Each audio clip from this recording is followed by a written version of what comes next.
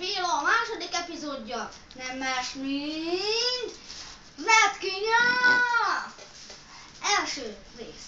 Nem más, mint most behívjuk Vajcer Bélát beszéljen önmagáról. Mindjárt is. Most. Sziasztok! Én vagyok Vajcer, a híres Fox. Leülök én mellett is. No, szia Birkám! Szia! Péter! Na, azt szeretném mondani, hogy te 5 éve nem váltottál a gatyát, vagy mi? Mi? Hát igen, már egy 5 éve nem húztam gatyát, Katikáról le kellett vetnem azt a bontott haját. Hát nem lássátok, milyen gyönyörű hajam van. Hisz minden nap csavarol. És mivel mosod a hajadat? Én jarral.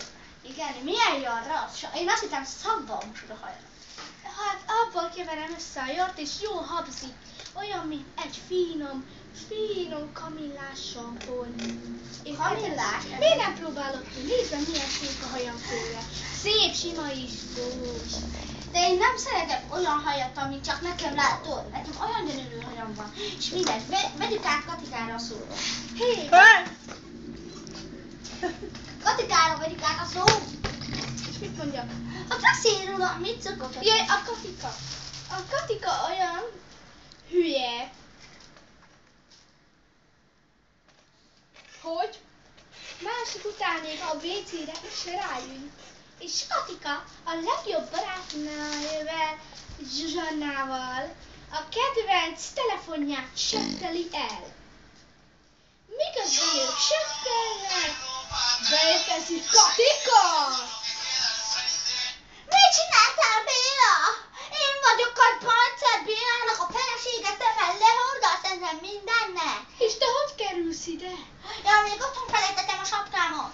Na, a jó reppes sapkámot, na. A jó Isten verjen meg téged, Vajcer Béla. Alice, te magad megkapsz a pofontól, berepülsz a kandalló. Ezt nem tettem, Vajcer. No, hagyd abba velem. Kinek beszélsz ezt? Fúj, már gázzinás, nem mindjárt kongol. Hagyd abba. Hát Megverlek. még a Redkinyába is le akarsz verni? Engem nem érdekel. Pétert elküldted innen. Húzd a picsába, hát nem nézed milyen szép hajam van. Áú. Ez az új dús. Tessék, mindjárt lekopaszítalak. Szépen most lefoglakos, leültetlek. Ülj le, te nyomorék. Na, szépen hatabba. Én azért, mert Tapacsinót választottam helyetted. A Tapacsinó egy kis dög, miközben engem kibaszogatott velem, hogy én hívok a Tom. Jó, már legalább ő vele vagyok, nem inkább vele. Te mert retkes vagy, olyan büdös, hogy innen kihányom magam rögtön a műsor közepén. Szépen hadd abba.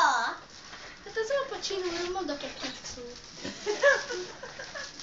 Na, Hajléktalan, egy